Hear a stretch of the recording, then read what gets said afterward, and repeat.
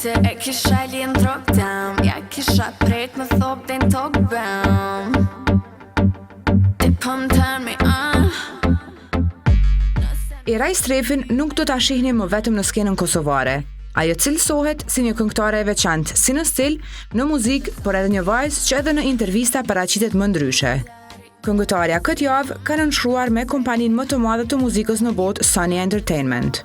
Menaxheri i Erës, Faton Shoshi, në një prononcim për Express Rose, ka thënë se marrëveshja është nënshkruar në mes të kompanisë së tij nesër dhe dy kompanive të Sony Entertainment. Ne kemi nënshkruar me Wolfgang Box, që është nën-prezident ekzekutiv i A&R tek Sony Music International, si dhe me Patrick Moxey, që është prezident në Sony dhe Ultra Music.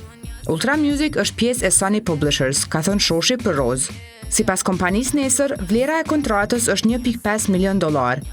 Producentët me famë botërore si Kygo, Stargate, Danny Blanco, Robin Schulz dhe producenti nga Kosova Big Bang do të përkujdesen për albumin e ri të Erës.